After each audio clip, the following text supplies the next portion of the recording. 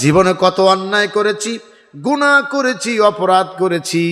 এই অপরাধগুলো যদি আল্লাহ ক্ষমা করে দেন, বলেন তো দেখি আমার মতো আপনার মতো ক্ষমাপ্রাপ্ত মানুষ এর চেয়ে বড় পাওয়া আর কিছু আছে নাকি? পৃথিবী না জানুক আমি তো জানি আমি কি পাপ করেছি, হায় আমার পাপের করলে বিচার, বাঁচার আমার নাই উপায়। দয়াময় তুমি মাফ করো গো আমায়, মাফ করো আমায়। বলেন আমিন। জেনে না জেনে কত যে আমি করেছি পাপ, কতবার করেছি তওবা, কতবার অনুতাপ। দুদিনে আবারও সব ভুলে গেছি, বলেন ঠিক কিনা? দুদিনে আবারও সব ভুলে গেছি, মজে গেছি দুনিয়ায়,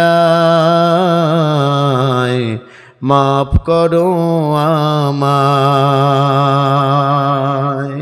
প্রথম নাম্বার আয়াতের শিক্ষা নিয়েছি আমরা, কোরআনের বিরোধিতা করা যাবে না, কোরআনের বিধানকে অস্বীকার করা যাবে না, তাহলে আমল নষ্ট হয়ে যাবে, ঠিক কিনা বলেন? দ্বিতীয় নাম্বার আয়াতের শিক্ষা হলো তিনটা কাজ যদি আমরা করতে পারি আল্লাহ রাব্বুল আলামিন আমাদের মাফ করে দিবেন, আর তিনি আমাদের অবস্থাও ভালো করে দিবেন। এক নাম্বার হলো ঈমান আনতে হবে, আল্লাহু আকবার বলেন।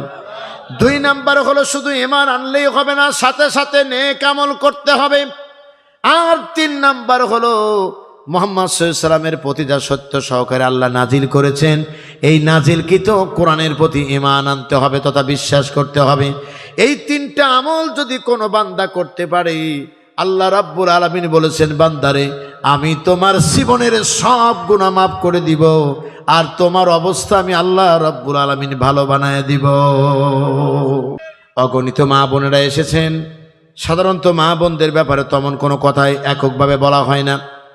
মা বোনদের অনুরোধ করে বলছি, মানবতার নবী যখন মেরাজে গেলেন, এই রজব মাসে নবীজি মেরাজ করেছিলেন, আর এই মেরাজে যখন মানবতার নবী গেলেন, এক শ্রেণীর মহিলাদেরকে নবীজি আমার মেরাজে গিয়ে দেখলেন বুকের স্তনের সঙ্গে রশি লাগায়া জাহান্নামের আগুনে বেঁধে রাখা হয়েছে।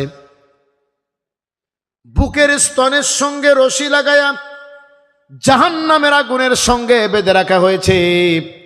জিজ্ঞাসা করা হলো, জিবরাইল আমিন এই মহিলাগুলো কারা? বলা হলো, হুজুর এই মহিলা হলো তারা যারা নিজের স্বামীকে বাদ রেখে পর পুরুষকে খুশি করার জন্য যারা রূপসজ্জা করে, এরা হলো তারা।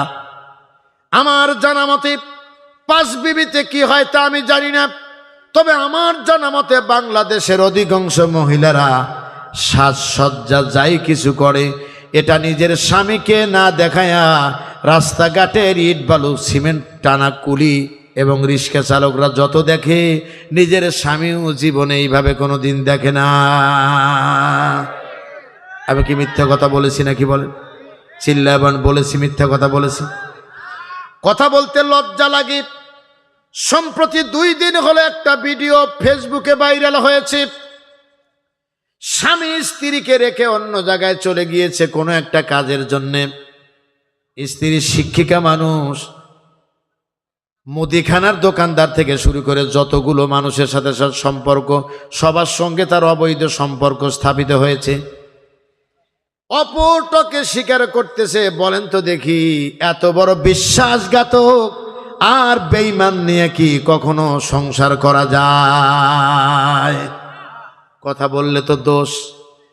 এই জন্যই তো আমি আমার মাঝে মধ্যে আমার স্টাফদের মধ্যে যারা আছে তাদেরকে বুঝায় বলি, আল্লাহর নবী জনাবে মুহাম্মদুর রাসূলুল্লাহ সাল্লাল্লাহু আলাইহি সাল্লাম বলেছেন, যাকে আল্লাহ সতী সাধ্য নারী দিয়েছেন তার মতো ভাগ্যবান আর পৃথিবীতে কেউ নাই। সে অত্যন্ত ভাগ্যবান মানুষ। এ কথা নবীজি বলার পরে নবীজি আবার এ কথাও বলে গিয়েছেন, আমার মৃত্যুর পরে আমার উম্মতের জন্য একজন মহিলা ছাড়া এর চেয়ে বড় ফিতনা আর দুনিয়ায় কিছুই রেখে গেলাম না। তার কারণ দুনিয়ায় যত ফিতনা সৃষ্টি হয় তার অধিকাংশই হলো নারীর কারণে। অধিকাংশ মা বোনরা আপনাদের অনুরোধ করে বলছি, নিজের নৈতিক চরিত্রকে মানুষের সামনে বিলিয়ে দিবেন না।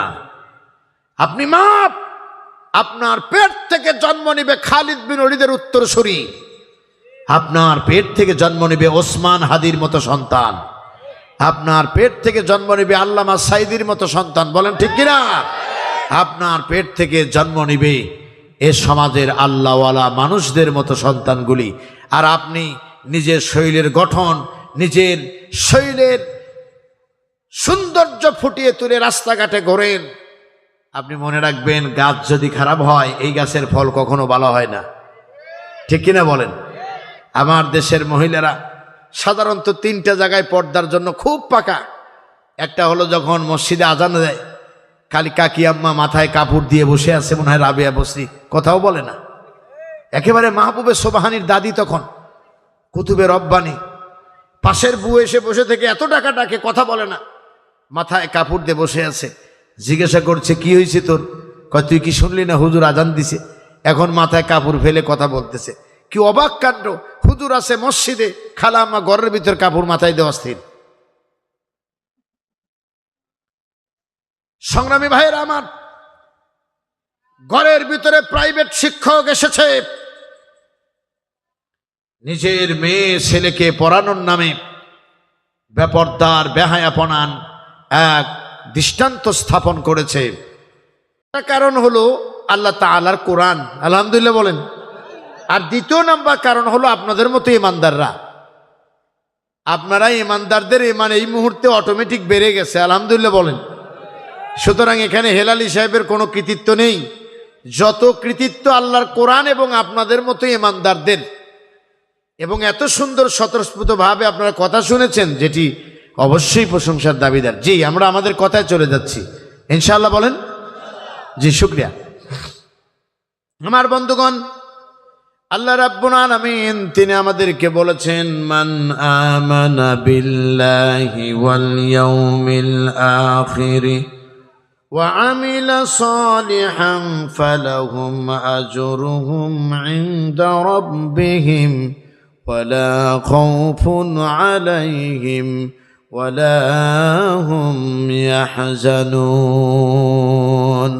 বলো আল্লাহু আকবার। দেখেন, আপনাদের পুরস্কার দিচ্ছি। ওই যে 2 নাম্বার আয়াতে আলোচনাটা আবার গোছায় নেন একটু, অল্প সময় শুনলেও ভালো লাগবে। প্রথম আয়াতে আমরা আল্লাহর পথে বাধা সৃষ্টি এবং কুফরির কথা বলেছিলাম, আর দ্বিতীয় আয়াতে এসে আমরা বলেছি পক্ষান্তরে যারা ঈমান আনবে। মনে আছে তো? পক্ষান্তরে যারা ঈমান আনবে, সেই ঈমানের বিষয়ে কথা বলতে গিয়ে বলেছি আল্লাহ রাব্বুল আলামিন বলেছেন, যারা ঈমান আনে আল্লাহর প্রতি এবং পরকালের প্রতি এবং নেক আমল করে, আল্লাহ তাআলা ডেকে বলছেন তাদের জন্য আমি আল্লাহর কাছে রয়েছে বড় মর্যাদা। আর সেই মর্যাদা আল্লাহ পাক দিবেন এই জন্য যে তিনি বলেছেন, আর তাদের কোনো ভয়ও থাকবে না, তাদের কোনো চিন্তাও থাকবে না। জোরে বলেন সুবহানাল্লাহ। আল্লাহকে যারা বেসেছে ভালো, দুঃখ কি আর তাদের থাকতে পারে, হতাশা কি আর তাদের থাকতে পারে। যারা লয়েছে মুখে কোরআনের বাণী, লয়েছে মুখে কোরআনের বাণী, হতাশা কি আর তাদের থাকতে পারে, দুঃখ কি আর তাদের থাকতে পারে। বলো আল্লাহু আকবার। আমার বন্ধুগণ, সুতরাং সেই ঈমানের ব্যাপারে আরো অপ্রতিরোধ্য কথা আসবে, কিন্তু সময়ের অভাবে সেগুলো আমরা বলতে পারলাম না। আল্লাহ বলছেন পক্ষান্তরে যারা ঈমান আনবে। ঈমানের ব্যাপারে মানবতার নবীকে প্রশ্ন করা হয়েছিল, হুজুর মানবতার নবী তিনি উত্তর দিয়ে বলেছিলেন মাল ঈমান। যখন সাহাবায়ে কেরাম বললেন, তখন নবীজি বলেছিলেন ক্বালাস সবরু ওয়াস সামাহাতু, ঈমান হলো সবর এবং দানশীলতা, এই 2টা কাজের সমন্বয় হলো ঈমান। বলেন আল্লাহু আকবার। আল্লাহ রাব্বুল আলামিনের হাবিব বলেন, শুধু ঈমানই আনবে না, ওয়া আমিলুস সলিহাত, এবং নেক আমল করবি। আমাদের সমাজে অনেক মানুষ আছে, নামাজ নাই, রোজা নাই, হজ নাই, ডাকাত নাই। যদি বলা যায় এগুলো কেন করো না, বলে এগুলো না করলেও আমাদের ঈমান ঠিক আছে। এমন চালাক লোক পাঁচ বিবিতে আছে না নাই? দারুণ চালাক, একেবারে দারুণ চালাক। ধরবে মাছ না শুবে পানি, ঠিক কিনা বলেন? মুসলমান বলে দাবি করবি, এইগুলোকে আমি স্লোগান দিয়ে একটা নাম দিয়েছি, যাতে মাতাল তালে ঠিক, তার নাম মুনাফিক। হ্যাঁ, ভালো করে কোন। আমার সঙ্গে যারা বলবেন না, মনে করবা আপনি ওই গ্রুপের লোক। একটু জোরে বলেন, যাতে মাতাল তালে ঠিক, তার নাম কি? মুনাফিক। তার কারণ মুনাফিকের পরিচয় তার ভিতরে ফুটে উঠেছে, কেননা তার চেহারা, সুরাত, আচার আচরণ সব কিছু কথাবার্তায় প্রমাণ পাওয়া যায় সে মুসলমান, কিন্তু তার কাজে কর্মের ভিতর প্রমাণ করে আসলে মুসলমান না, সে মুসলমানদের বিরোধী। এমন লোক আছে না নাই? সংগ্রামী ভাইয়ের আমার, এরপর আল্লাহ রাব্বুল আলামিন বলছেন, ওয়া আমানু বিমা নুজিলা আলা মুহাম্মাদিন ওয়া হুয়াল হাক্কু মির রাব্বিহিম। মুহাম্মদ সাল্লাল্লাহু আলাইহি ওয়াসাল্লামের প্রতি আল্লাহর পক্ষ থেকে সত্য সহকারে যে কিতাব নাজিল হয়েছে, সেই কিতাবের প্রতি ঈমান আনাই হলো ঈমানদারের কাজ। জোরে বলেন সুবহানাল্লাহ। সংগ্রামী ভাইয়ের আমার, ঈমানদারের কাজ যদি কোরআনের প্রতি ঈমান আনা হয়ে যায়, তাহলে বলেন তো দেখি, আর একবার প্রশ্ন আপনাদের কাছে, এ কোরআনের ভিতরে কোনো ভুল এবং সন্দেহ আছে নাকি? আরো একবার বলতে হবে, আছে নাকি? কোরআনের ভিতরে যেহেতু ভুল নাই, ঈমানের দাবি আমরা যারা করি, সেই দাবি যদি সত্য দাবি হয়ে যায়, তাহলে অবশ্যই মনে রাখবেন, সেই ঈমানের দাবি অবশ্যই আমাদেরকে কোরআন পরিপূর্ণ অনুসরণের মধ্য দিয়েই প্রমাণ করে বলতে হবে। কোরআনে যা আছে এটা যদি আমার বাবার বিরুদ্ধে যায়, তাও আমি কোরআনের পক্ষে। কোরআনে যা আছে এটা যদি আমার দলের বিরুদ্ধে যায়, তাও আমি কোরআনের পক্ষে। চিল্লায় বলেন ঠিক কিনা?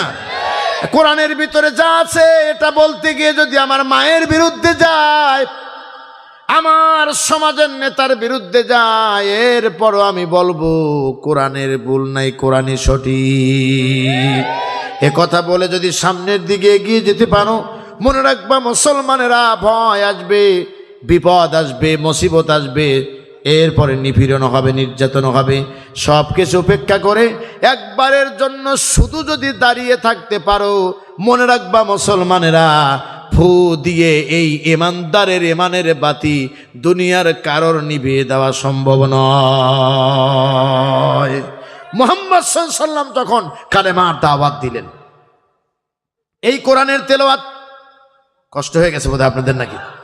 এই কোরআনের তেলাওয়াত যখন মুহাম্মদ সাল্লাল্লাহু আলাইহি ওয়াসাল্লাম করলেন, দুইটা কথা স্মরণ করায় দেব আপনাদের, তাই বুঝতে পারবেন।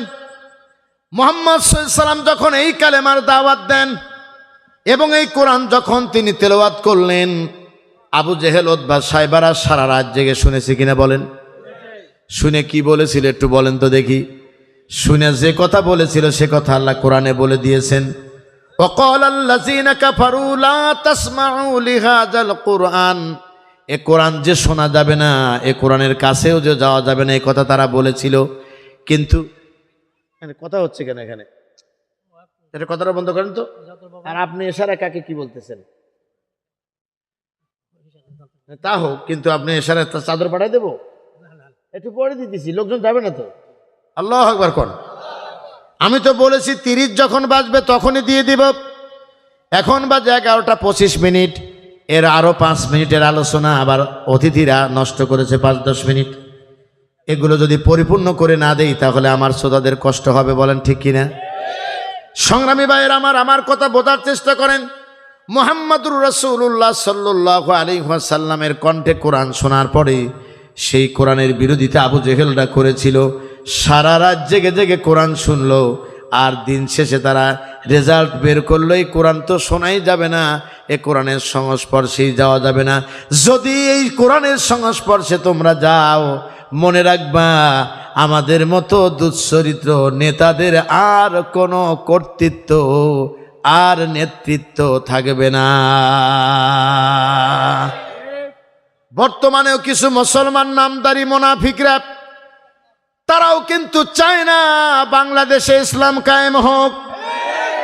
তারাও চায় না এই বাংলাদেশে কোরআনের রাজ প্রতিষ্ঠিত হোক, তারাও চায় না ইসলামী জ্ঞানী ব্যক্তিরা ক্ষমতা পাক। তার কারণটা হলো তারা জানে যদি তাদের মতো মানুষ একবার ক্ষমতায় যায় তাহলে আমাদের লাল কার্ড দেখাতে সময় লাগবে না। এই জন্য যত পারো শুধু গালি দাও, শুধু গালি দাও। সেই গালির 1 নাম্বার গালি হলো মৌলবাদ। কথা কয় না? কি বাদ?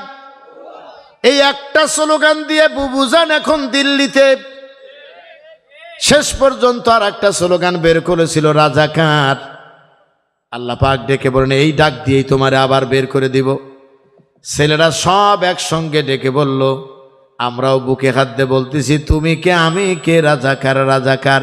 যে সমস্ত বিশ্ববিদ্যালয়ে ইসলামের কথা বলা যেত না, মাথায় টুপি দেওয়া যেত না, হেজাব লাগানো যেত না, সেই সমস্ত জায়গায় এখন স্লোগান হয় নারায়ে তাকবীর, আল্লাহু আকবার, নারায়ে তাকবীর। হয় না? এতগুলো মুসলমান হয়নি নারায়ে তাকবীর। যে আওয়াজ তুলে ওরে মুসলমান, ভয়ে কাঁপিত কাফের বেঈমান, সত্যের সেই তলোয়ার ধরো আর একবার, পাপ বাতিল ভেঙে করো রে চুরমার। পীর মুসলমান ধরোয়াল কোরআন, ফিরিয়ে আনো সেই হারানো সম্মান। বীর মুসলমান নারায়ে তাকবীর, নারায়ে তাকবীর। সংগ্রামী ভাইয়ের আমার, মুহাম্মদ সাল্লাল্লাহু আলাইহি ওয়াসাল্লামের কণ্ঠে সারা রাত কোরআন শুনে কোরআনের বিরোধিতা করলো। এখনো একদল মানুষ আছে যারা মাহফিলে আসে, কোরআন শোনে, দিন শেষে যাওয়ার সময় বলে যায়, যখন তার স্বার্থে লাগে বলে ওয়াজ তো হয় নাই, ওয়াজের নামে উস্কানি দিয়েছে আর মাঝে মধ্যে আমাদের গায়ে ধাক্কা দিছে। কথা কয় না? কেন ধাক্কা দিছে বলেন তো দেখি? ওনার সঙ্গে কি বক্তার জমি নিয়ে বাজা আছে? আত্মীয়তার সম্পর্ক আছে? কোনো কিছুই নাই, একটাই বাধা, সেটা হলো ঈমানের বাধা। মনে রাখবা, ঈমান কখনোই বামপন্থীর কাছে থাকতে পারে না। সংগ্রামী ভাইয়ের আমার, সুতরাং মুহাম্মদ সাল্লাল্লাহু আলাইহি ওয়াসাল্লামের প্রতি আল্লাহ রাব্বুল আলামিনের পক্ষ থেকে যে সত্যের বাণী কোরআন আসলো, সেই কোরআনের প্রতি ঈমান আনা, এটাই হলো ঈমানদারের কাজ। পক্ষান্তরে কিন্তু আলোচনা চলতেছে, 1 নাম্বার গেছে ঈমান, 2 নাম্বার চলে গেছে মুসলমানেরা ঈমানের পাশাপাশি নেক আমল, 3 নাম্বার হলো মুহাম্মদ সাল্লাল্লাহু আলাইহি ওয়াসাল্লামের প্রতি যা নাজিল করা হয়েছে তা সত্য সহকারে আল্লাহ পাঠিয়েছেন, এটার প্রতি ঈমান আনা। ঈমান কাফেররা মুহাম্মদ সাল্লাল্লাহু আলাইহি ওয়াসাল্লামের কথাই আনতে পারে নাই। এখনো আপনি এই কথা কখনোই বিশ্বাস করবেন না, বাংলাদেশের 92 জন মুসলমান একসঙ্গে কোরআনের বিধান মানবে, এই স্বপ্ন কিন্তু দেখা যাবে না। আর মনে রাখবেন, এত সহজে ইসলাম দুনিয়ায় কায়েমও হবে না। মনে রাখবেন, এই ইসলাম কায়েম করতে গিয়া যেমন অত্যাচার জুলুম নির্যাতন চলছে, আগামীর দিনেও সেই জুলুম নির্যাতন হতে পারে। তবে ঈমান নিয়ে যদি সামনের দিকে এগিয়ে যাও, শত বাধা আসবে, অত্যাচার আসবে, জুলুম আসবে, নিপীড়ন নির্যাতন হবে। যতক্ষণ না পর্যন্ত পার্লামেন্টে আল্লাহর আইন কায়েম না হবে, ততক্ষণ পর্যন্ত সেন্টার ছেড়ে দেওয়া যাবে না। আরো চিল্লায় বলেন ঠিক কিনা? দিয়েছি যে রক্ত, হয় নাই? দিয়েছি যে রক্ত, রক্তের বন্যায়, হ্যাঁ, আল্লাহু আকবার। আবু সাঈদ মুগ্ধ, শেষ হয়নি যুদ্ধ। আপনারা কি ভুলে গেছেন আবু সাঈদকে? কুড়িগ্রাম যাওয়ার সময় বেগম রোকেয়া বিশ্ববিদ্যালয় দেখি লেখা আছে আবু সাঈদ গেট, বিশাল ছবি। আবু সাঈদ যেন মনে হয় এখনো টান করে, বুক টান করে দাঁড়ায় আছে। বুক পেতেছি, বুকের ভিতর বইছে জ্বর, বুক পেতেছি গুলি কর। ওসমান হাদিরা এমনি জীবন দেয় নাই, ভারতের আধিপত্যবাদের বিরুদ্ধে স্লোগান দিতে যা জীবন দিয়েছে। ওসমান হাদিকে কেউ চেনে নাই ওইভাবে, কিন্তু যখন ওসমান হাদি রক্ত দিলেন কোরআনের জন্যে, ইসলামের জন্যে, ন্যায় ইনসাফের জন্যে, ওসমান হাদি তখন আর ওসমান হাদি থাকলো না, সারা পৃথিবীর মানুষের দোয়ার অংশ হয়ে গেল। সাব্বিরের মা ওয়াকাতরে কাঁদে যে রে, ওসমান হাদির মা ওয়াকাতরে কাঁদিছে রে, না না না না না হতে পারে না, হতে পারে না, শহীদের রক্ত বৃথা যাবে না। শহীদে শহীদে সেই দেশ, লহুতে লহুতে গড়েছে এই দেশ, তবুও কেন হে মেহেরবান, কোরআনের সমাজ করোনা দান, কি অপরাধে আমাদের করো নির্দেশ। বলো না আমিন। সংগ্রামী ভাইয়েরা আমার, সুতরাং আল্লাহ রাব্বুল আলামিন এই তিনটা গুণের কথা বললেন ঈমানদারদেরকে। 1 নাম্বার হলো ঈমান, 2 নাম্বার নেক আমল, 3 নাম্বার কোরআনের প্রতি ঈমান। এই তিনটা কাজ যদি করে আল্লাহ রাব্বুল আলামিন বলছেন বান্দারে শোনো, কাফফারা আনহুম সাইয়্যাতিহিম ওয়া আসলাহা বালাহুম, আমি আল্লাহ রাব্বুল আলামিন তোমাদের মন্দ কাজগুলি আমি আল্লাহ রাব্বুল আলামিন ক্ষমা করে দিব। বলো আল্লাহু আকবার। তিনি মন্দ কাজগুলো ক্ষমা করবেন। নির্দেশনা কার?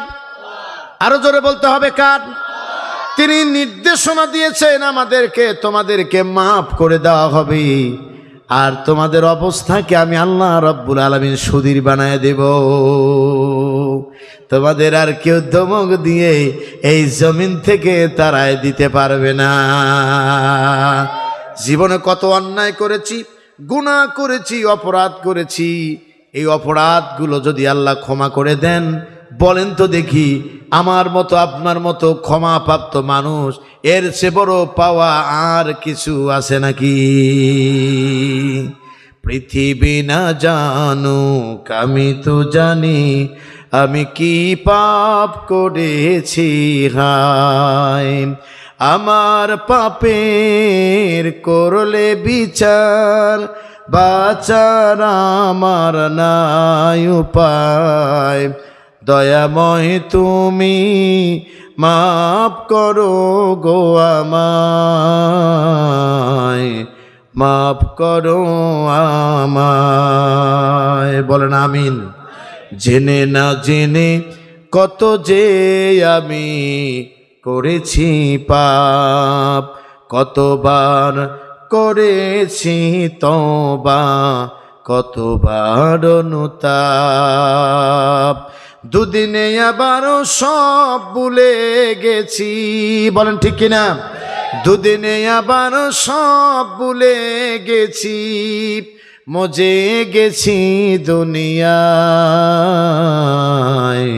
মাফ করো আমায়। বলেন আমিন। আবার বন্ধুগণ, আজকের আলোচনার শিক্ষা বলবো। শিক্ষা বলার পরে এরপরে মা বোনদের ব্যাপারে কয়েকটা কথা বলে আজকের মাহফিলে কালেকশনের ব্যাগটা আপনাদের কাছে পৌঁছায় দিব। দেওয়ার পরে একটু মোনাজাতে শামিল হব। আশা করি 12টার মধ্যে আপনাদেরকে বিদায় করে দেবো ইনশাআল্লাহ। ইনশাআল্লাহ বলেন। আল্লাহ যেন কবুল করেন, চিল্লায় বলেন আমিন। সংগ্রামী ভাইয়ের আমার, আজকের আলোচনার থেকে যেটা শিক্ষা পেলাম, যত ভালো আমল আমার থাক না কেন, আমি যদি আল্লাহর বিধান না মানি আর যদি আল্লাহর পথে প্রতিবন্ধকতা সৃষ্টি করি, জীবনের সব আমল আল্লাহ রাব্বুল আলামিন বাতিল করে দিবেন। সুতরাং যদি আমল যদি রক্ষা করতে চাও, কোরআনের পথে প্রতিবন্ধকতা সৃষ্টি করো না, বরং কোরআনের পথে নিজেকে আরো বিলিয়ে দাও। বলেন ঠিক কিনা? আমার বন্ধুগণ, 2 নাম্বার শিক্ষা হলো, যদি আমল বাঁচাতে চাও আর যদি নিজের পাপ রাশি ক্ষমা করাতে চাও, তাহলে 3টা কাজ করো। কয়টা কাজ? আমার ভাইরা বোধহয় কষ্ট হয়ে গেছে অনেক সময়। তাহলে একটু মন থেকে জবাব দেন না, রাত গভীর হয়ে গেছে, আল্লাহ এখন আমাদের দোয়া কবুল করবেন। আমি মুসাফির আপনাদের নিয়ে প্রাণ ভরে আল্লাহর কাছে চিৎকার করে ক্ষমার জন্য প্রার্থনা করব, আপনারা সবাই আমিন বলবেন। এই জন্য আপনাদেরকে অনুরোধ করে বলছি, প্রথম নাম্বার আয়াতের শিক্ষা নিয়েছি আমরা, কোরআনের বিরোধিতা করা যাবে না, কোরআনের বিধানকে অস্বীকার করা যাবে না, তাহলে আমল নষ্ট হয়ে যাবে, ঠিক কিনা বলেন। দ্বিতীয় নাম্বার আয়াতের শিক্ষা হলো, তিনটা কাজ যদি আমরা করতে পারি আল্লাহ রাব্বুল আলামিন আমাদের মাফ করে দিবেন, আর তিনি আমাদের অবস্থাও ভালো করে দিবেন। এক নাম্বার হলো ঈমান আনতে হবে, আল্লাহু আকবার বলেন। দুই নাম্বার হলো শুধু ঈমান আনলেই হবে না, সাথে সাথে নেক আমল করতে হবে। আর তিন নাম্বার হলো মুহাম্মদ সাল্লাল্লাহু আলাইহি ওয়াসাল্লামের প্রতি যা সত্য সহকারে আল্লাহ নাজিল করেছেন, এই নাজিলকৃত কোরআনের প্রতি ঈমান আনতে হবে তথা বিশ্বাস করতে হবে। এই তিনটা আমল যদি কোনো বান্দা করতে পারে, আল্লাহ রাব্বুল আলামিন বলেছেন, বান্দারে আমি তোমার জীবনের সব গুনাহ মাফ করে দিব, আর তোমার অবস্থা আমি আল্লাহ রাব্বুল আলামিন ভালো বানায় দিব। সুতরাং মুসলমানেরা, আজকের এই আলোচনা থেকে যেন বাকি দিনগুলো আমরা এই কথাগুলো মেনে চলতে পারি, সেই তৌফিক আমাদের আল্লাহ দান করেন, বলেন আমিন। অগণিত মা বোনেরা এসেছেন। সাধারণত মা বোনদের ব্যাপারে তেমন কোনো কথাই এককভাবে বলা হয় না।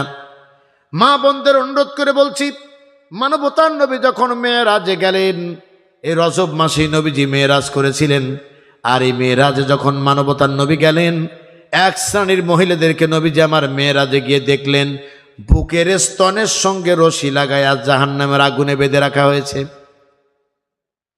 বুকের স্তনের সঙ্গে রশি লাগায়া জাহান্নামের আগুনের সঙ্গে বেঁধে রাখা হয়েছে।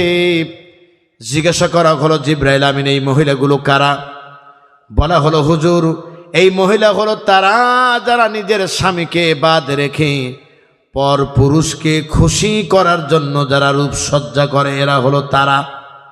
আমার জানা মতে 5 বিবিতে কি হয় তা আমি জানি না, তবে আমার জানা মতে বাংলাদেশের অধিকাংশ মহিলারা সাজসজ্জা যাই কিছু করে, এটা নিজের স্বামীকে না দেখায়া রাস্তাঘাটের ইট বালু সিমেন্ট টানা কুলি এবং রিক্সা চালকরা যত দেখে, নিজের স্বামীও জীবনে এইভাবে কোনো দিন দেখে না। আমি কি মিথ্যা কথা বলেছি নাকি বলেন? চিল্লাবান বলেছি, মিথ্যা কথা বলেছি? কথা বলতে লজ্জা লাগে। সম্প্রতি 2 দিন হলো একটা ভিডিও ফেসবুকে ভাইরাল হয়েছে। স্বামী স্ত্রীকে রেখে অন্য জায়গায় চলে গিয়েছে কোনো একটা কাজের জন্যে। স্ত্রী শিক্ষিকা মানুষ, মুদিখানার দোকানদার থেকে শুরু করে যতগুলো মানুষের সাথে সম্পর্ক, সবার সঙ্গে তার অবৈধ সম্পর্ক স্থাপিত হয়েছে। অপরটাকে স্বীকার করতেছে। বলেন তো দেখি, এত বড় বিশ্বাসঘাতক আর বেঈমান নিয়ে কি কখনো সংসার করা যায়? কথা বললে তো দোষ। এই জন্যই তো আমি আমার মাঝে মধ্যে আমার স্টাফদের মধ্যে যারা আছে তাদেরকে বুঝায় বলি, আল্লাহর নবী জনাবে মুহাম্মদুর রাসূলুল্লাহ সাল্লাল্লাহু আলাইহি সাল্লাম বলেছেন, যাকে আল্লাহ সতী সাধ্যে নারী দিয়েছেন তার মতো ভাগ্যবান আর পৃথিবীতে কেউ নাই। সে অত্যন্ত ভাগ্যবান মানুষ। এ কথা নবীজি বলার পরে নবীজি আবার এ কথাও বলে গিয়েছেন, আমার মৃত্যুর পরে আমার উম্মতের জন্য একজন মহিলা ছাড়া এর চেয়ে বড় ফিতনা আর দুনিয়ায় কিছুই রেখে গেলাম না। তার কারণ দুনিয়ায় যত ফিতনা সৃষ্টি হয় তার অধিকাংশই হলো নারীর কারণে। মা বোনদের অনুরোধ করে বললাম, কিরে ব্যাপার, তোরা অনেক দূর থেকে এসে এত জোরে চিৎকার দিতেছিস, কারণ কি? হ্যাঁ, লজ্জা নেই? দিকে হ্যাঁ, ভিতরে তাড়াতাড়ি, দিকে তাড়াতাড়ি ভিতরে বল। আল্লাহু আকবার বলেন।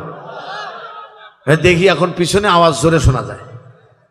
চিন্তা করছেন তো ওরা কোথা থেকে যেন আসছে? কয়েকজন যুব সমাজ। আল্লাহু আকবার বলেন। এই গত কয়েকদিন আগে কালীগঞ্জে, গাজীপুরে কালীগঞ্জে গোলমাল লেগে এই তরুণ ছেলেরা মাহফিলে বসে নেই দেখে মাহফিল হয় নাই। তা আমি মঞ্চে যাওয়ার পরে বললাম, তোমরা আসো। বিশ্বাস করবেন না, এলাকার সব তরুণরা এসে মাহফিলে বসে একটা মাহফিল, ভাঙা মাহফিলকে আবার নতুন করে জোড়া দিয়ে দিল। আল্লাহু আকবার বলেন। ওদেরকে ভালো পথে ডাকবেন, ওরা আগামী দিনে এই সমাজের নেতৃত্ব দিবে। কথা কন না কে? এ সমাজের নেতা ওরা হবে, এ সমাজ নিয়ন্ত্রণ করবে ওরা। এবং ওদের চরিত্র যেন নষ্ট কেউ করতে না পারে, এদিকে খেয়াল রাখবেন। কথা কন না কেন? অধিকাংশ মা বোনরা, আপনাদের অনুরোধ করে বলছি, নিজের নৈতিক চরিত্রকে মানুষের সামনে বিলিয়ে দিবেন না। আপনি মা, আপনার পেট থেকে জন্ম নিবে খালিদ বিন ওলীদের উত্তরসূরি, আপনার পেট থেকে জন্ম নিবে ওসমান হাদির মতো সন্তান, আপনার পেট থেকে জন্ম নিবে আল্লামা সাইদির মতো সন্তান। বলেন ঠিক কিনা? আপনার পেট থেকে জন্ম নিবে এ সমাজের আল্লাহওয়ালা মানুষদের মতো সন্তানগুলি। আর আপনি নিজের শরীরের গঠন, নিজের শরীরের সৌন্দর্য ফুটিয়ে তুলে রাস্তাঘাটে ঘোরেন। আপনি মনে রাখবেন, গাছ যদি খারাপ হয় এই গাছের ফল কখনো ভালো হয় না। ঠিক কিনা বলেন? আমার দেশের মহিলারা সাধারণত 3টা জায়গায় পর্দার জন্য খুব পাকা। একটা হলো যখন মসজিদে আজান দেয়, খালি কাকি আম্মা মাথায় কাপড় দিয়ে বসে আছে, মনে হয় রাবেয়া বসরি, কথাও বলে না। একেবারে মাহবুবে সোবাহানির দাদি তখন কুতুবে রব্বানি, পাশের বউ এসে বসে থেকে এত টাকা ডাকে, কথা বলে না, মাথায় কাপড় দিয়ে বসে আছে। জিজ্ঞাসা করছে, কি হয়েছে তোর? কয়, তুই কি শুনলি না হুজুর আজান দিছে? এখন মাথায় কাপড় ফেলে কথা বলতেছে। কি অবাক কাণ্ড! হুজুর আছে মসজিদে, খালা আম্মা ঘরের ভিতর কাপড় মাথায় দেওয়া স্থির। সংগ্রামী ভাইয়েরা আমার, ঘরের ভিতরে প্রাইভেট শিক্ষক এসেছে, নিজের মেয়ে ছেলেকে পড়ানোর নামে বেপরদার বেহায়াপনার এক দৃষ্টান্ত স্থাপন করেছে।